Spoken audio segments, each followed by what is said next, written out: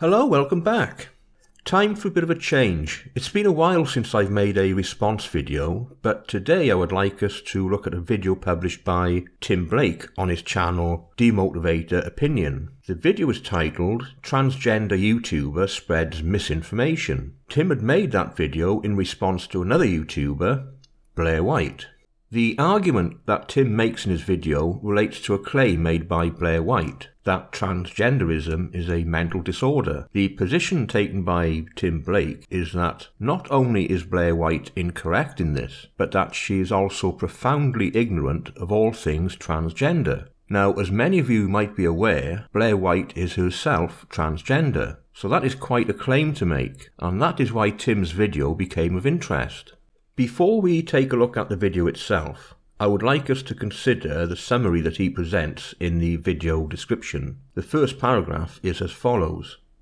Blair White is a transgender woman that doesn't understand the difference between transgender and gender dysphoria. She made a video with a highly ignorant and unfortunate title, incorrectly labelling transgenderism as a mental disorder, illustrating a complete lack of understanding of this subject. There are two assertions made here. The first is that Blair White is ignorant of the difference between the terms transgender and gender dysphoria, and the second assertion that Tim makes is that Blair incorrectly applies the label mental disorder. If we skip the second paragraph, which is simply an expression of frustration, we find Tim states the following. People are literally arguing from a position of wanting transgenderism to be a disorder cause their fifis say so, despite the medical community moving away from this conception of it. Now that's an interesting statement to make in the light of what has been previously claimed. Firstly, the two sentences in this paragraph are incoherent. That is, the premise of each sentence cannot both be true. The proposition is made that people make such claims only because of emotional reasons. Then this assertion is followed by the statement that the medical community is moving away from this particular position. Do you see the misstep in reasoning here? What position is the medical profession supposedly moving away from? And if people base their argument on the currently held medical opinion, can a claim be made that they do so simply on feelings, or as Tim likes to put it, fifis? Tim's argument rests heavily on what he believes will be future opinion. The temporal element is critical. What we have is a subtle intellectual sleight of hand in play. Also, his argument rests heavily on his understanding of medical classification, as defined in the relevant diagnostic manuals. Yet his references are peppered with links to popular magazine and news articles, rather than the manuals themselves.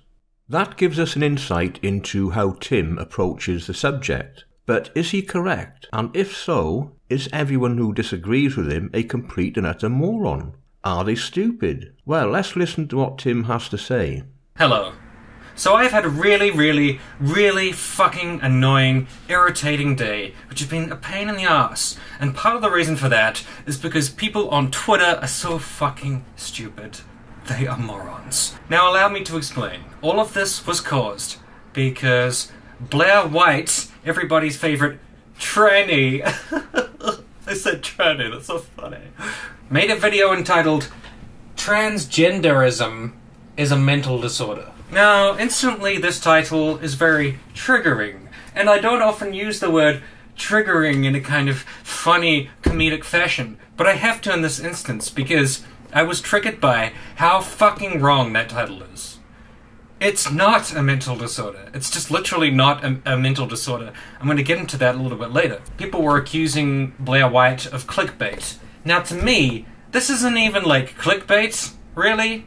It's just wildly inaccurate, it's just wrong. And when something is used as a title and it's wrong, it's triggering.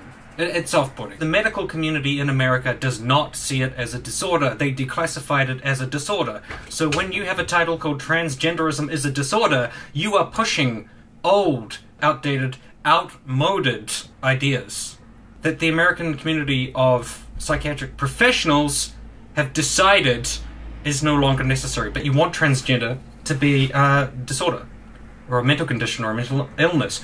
Why? I don't understand why. Especially because you're a trans person.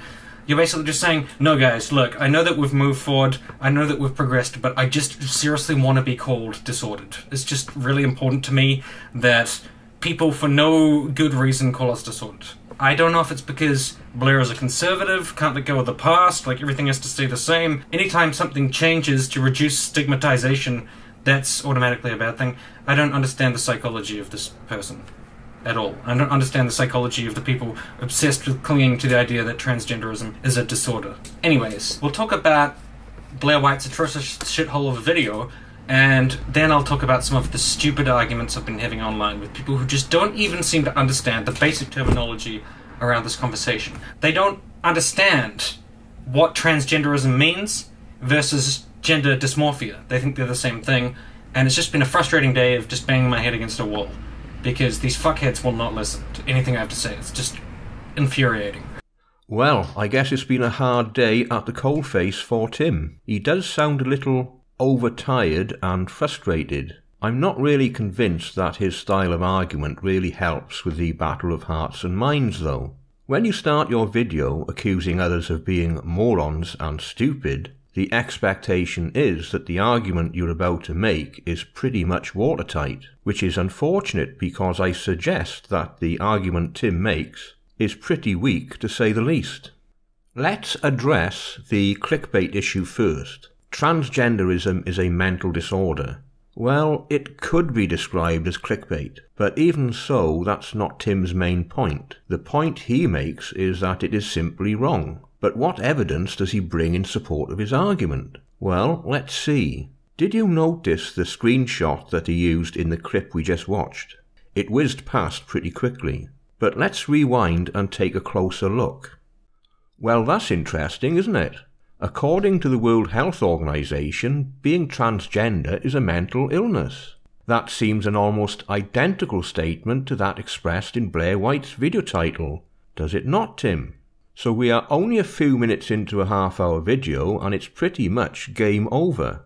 One is left wondering if he had taken the time to actually read anything he presents in support of his position. Or perhaps, how shall we put it, he's been selective in what he presents as evidence.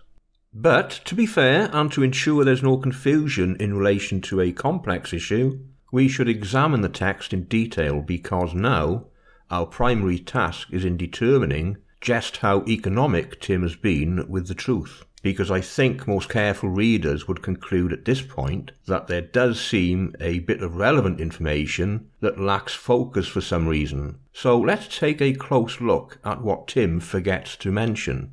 I think it best if we clarify the situation. It's not complicated, but the use of all these acronyms can be really confusing. We are interested in two organisations, the WHO, the World Health Organization, and the APA, the American Psychiatric Association. Both publish manuals. The WHO publishes the ICD as an aid to clinical diagnostics, and the APA publishes DSM for use as reference. There is a subtle distinction here because the ICD is recognized as the official diagnostics manual for the APA, because it is both international and comprehensive in scope. The APA uses the DSM as reference within the profession. So this subtle distinction is important because if you were to be diagnosed with a mental condition, it will be determined by reference to the ICD, not the DSM.